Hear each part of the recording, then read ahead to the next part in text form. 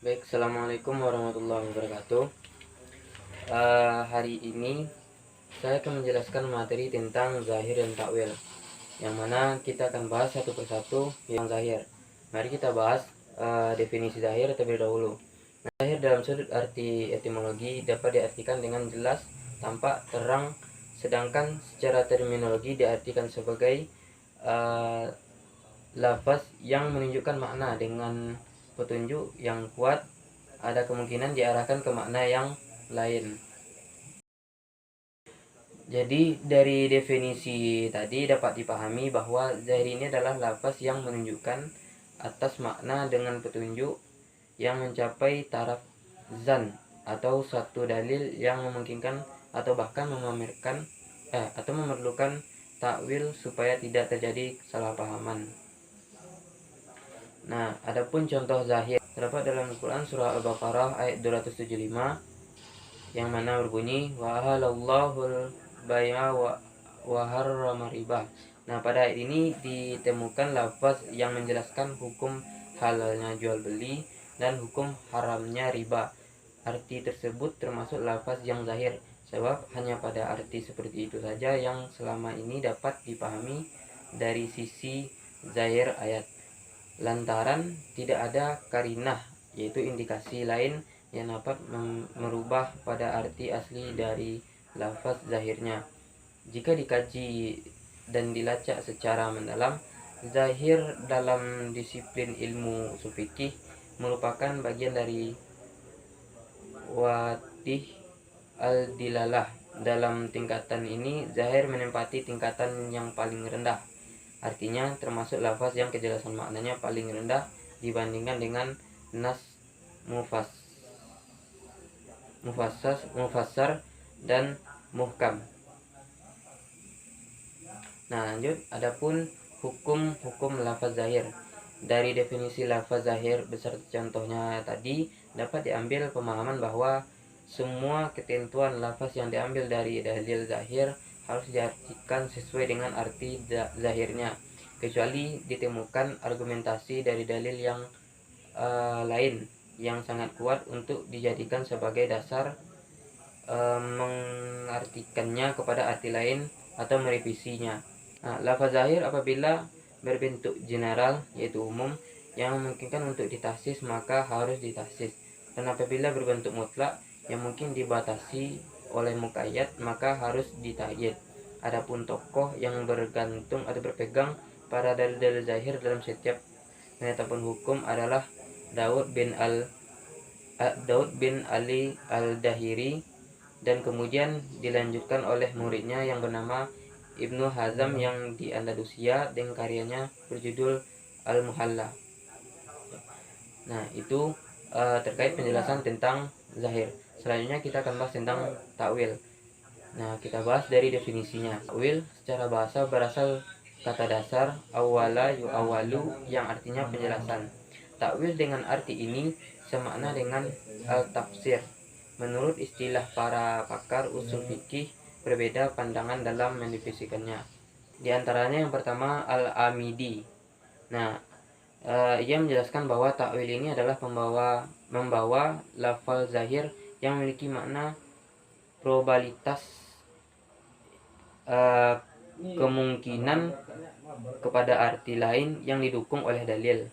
Sedangkan Imam Al-Ghazali menjelaskan takwil ini adalah sebuah ungkapan tentang pengambilan arti dari lafal yang bersifat probabilitas yang didukung oleh dalil dan menjadikannya sebagai arti yang lebih kuat pada arti yang ditunjukkan oleh lafaz zahir. Nah, jadi dari beberapa definisi tadi dapat diambil sebuah pemahaman bahwa takwil ini adalah memindahkan suatu perkataan dari arti yang jelas yaitu zahir kepada arti yang lain yaitu marjuh, yang kemungkinan lebih sesuai karena terdapat alasan yang kuat. Mentakwilkan atau memalingkannya dari makna zahirnya kepada makna yang lain tidaklah sah apabila tidak didasarkan pada dalil syar'i yang sah, seperti didasarkan kepada bahwa nafsu nafsu dan ingin menang sendiri, karena hal ini merupakan tindakan mempermainkan hukum dan nas. Nah, oleh sebab itu adanya ketidaksesuaian antara arti lahir dengan arti hakiki menjadi penyebab adanya pentakwilan atau penakwilan, sehingga dalil hasil pentakwilan yang semestinya tidak kuat yaitu marjuh menjadi kuat yaitu rajih. Hanya adapun kriteria atau syarat-syarat takwil ini. Yang diantaranya yang pertama, lafaz yang ditakwil harus betul-betul lafaz yang memiliki kriteria lafaz yang boleh ditakwil, dan nas dalam kajiannya seperti harus sesuai dengan ilmu tata bahasa Arab, lalu dapat dipakai sepanjang pengertian bahasa, dan sesuai dengan ketentuan syarak dan istilah-istilah yang sudah ada. Lalu yang kedua, takwil harus berdasarkan dalil yang sahih yang bisa menguatkan pada hasil pentakwilannya. Lalu yang ketiga, lafal takwil harus mencakup arti yang telah dihasilkan melalui takwil bahasa. Yang keempat, takwil tidak boleh bertentangan dengan nas qat'i. Yang kelima, arti dari hasil pentakwilan harus lebih kuat daripada lahiriahnya yang dikuatkan oleh dalil. Dan yang keenam, seorang yang mentakwil harus betul-betul orang yang ahli dalam mentakwilkan. Adapun klasifikasi takwil, yaitu yang pertama takwil sahih, yaitu penakwilan yang didasarkan pada dalil. Lalu yang kedua, takwil fasid, yaitu takwil yang didasarkan pada dalil yang keliru. Lalu la'bun, yaitu takwil yang tidak didasarkan pada dalil. Nah, adapun takwil yang didasarkan pada dalil ada dua, yaitu yang pertama, takwil qarib adalah takwil yang dalam pentakwilannya berdasarkan pada dalil terendah, artinya berdasarkan pemahaman logis, tekstual dan kontekstual, atau penakwilan yang dapat mengunggulkan awal atau zahir dengan dalil yang sederhana. Lalu yang kedua, takwil ba'id. Takwil ba'id ini adalah takwil yang persyaratannya tidak dapat dipenuhi dalam suatu pentakwilan berdasarkan pada dalil terendah. Maka dari itu, jika ternyata dalam pentakwilan itu ditemukan adanya penyimpangan dari persyaratan tersebut, itu harus ditolak.